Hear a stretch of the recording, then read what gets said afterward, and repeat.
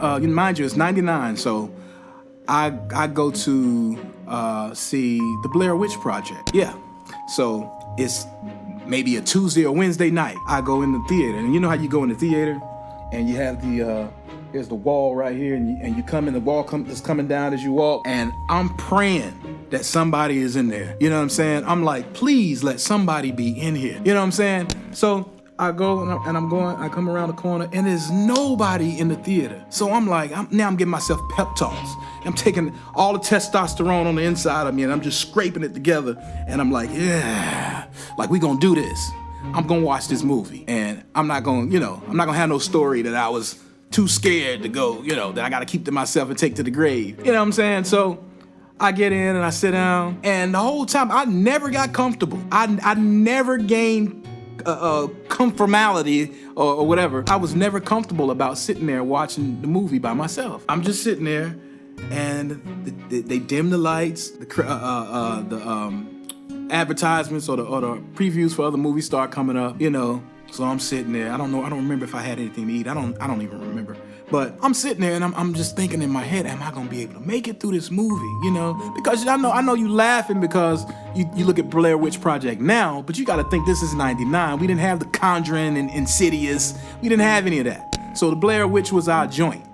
I'm sitting in there, and then guess what? Lo and behold, a little white man comes around the corner, and I just lit up like a Christmas tree. Like I could just feel everything, like I just took a big blanket off of me. You know what I'm saying? And it just, woosah came over. And I'm looking at this little white man, he's looking back at me, and I know he's wondering, like, what is this black guy looking so happy to see me for? And I know it was crazy to him. It had to be crazy to him. But I was looking at him like I knew him, like, Randy, But that was just me saying, I ain't got to be in here by myself. You know what I'm saying? And so, anyway, so after the movie played, they went, everybody knows how the movie goes. It was kind of stupid, but at the same time, it was enough to put enough fear in you, so if you had to sleep by yourself at night, it'll come to your mind. So I go back to the building. Now, mind you, I told you earlier, there's this hall that you have to go down, and then you go all the way. When you come in, you go all the way to the end of the hall, and then turn the light switch on,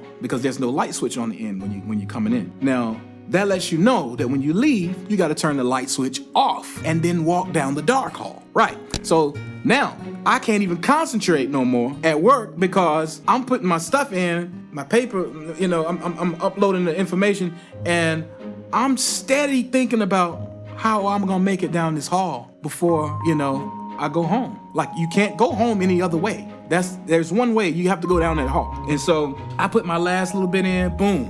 Send the stuff, boom, take the papers, put it on the manager's desk, and now I gotta go down this hall. And I know it was so simple, so I'm talking to myself in my head, and I'm like, yo, this hall was here all the 80-something days you've been coming to this place before now. Why all of a sudden, just because you've seen this movie, and you say this, you go over this conversation in your head, like, you do this to yourself to no avail. It's not gonna change anything. I don't care how, the same mind that's rationalizing the situation in your head is the same mind that's supplying you with the fear. So it doesn't work. I've tried it a million times. So I'm standing at the door of the hall, ready to go home. I got my keys in my hand. I got a plan in my head to walk down the hall. That's totally too much when you have to devise a plan in your head to walk down the hall. But anyway, I shouldn't have watched the movie. I'm standing there. So I push the door.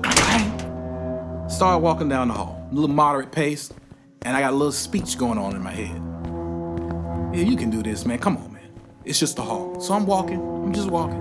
Boom, boom, and it's working. But do you know that feeling like there's just a fiend hovering over you, breathing down your neck? You know that feeling you get like when you going anywhere in dark places after situations like I just been through? That's what started happening to me. I started feeling this ghost breath, if you will, on the back of my neck. And now I'm slowly going into panic mode. And lo and behold,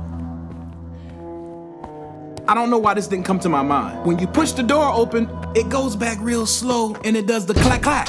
that I was talking about earlier. Man, when that door did the clack clack, my mind didn't tell me that that was a door coming back and latching closed. My mind told me that that was something busting through the door, coming to get me. So now, needless to say, I'm in a full Usain Bolt. I mean, head back. You know how your head go into your shoulders and you just arms and legs. That's me right here. I'm right here with it.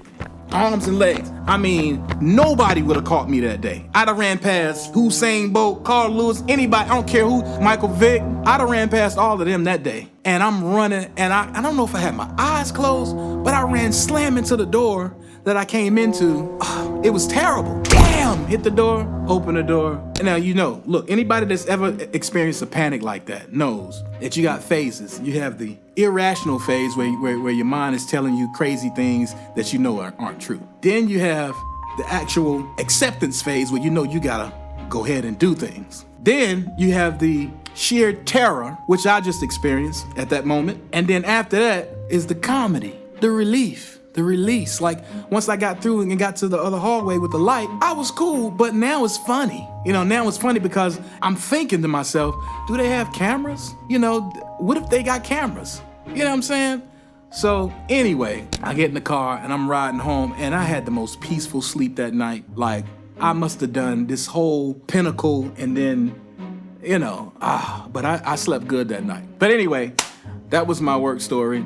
If you like the story, man, look, subscribe, hit the subscribe button and hit the bell button, you know, so it'll let you know when I got new videos up. But anyway, my time's run out. Peace.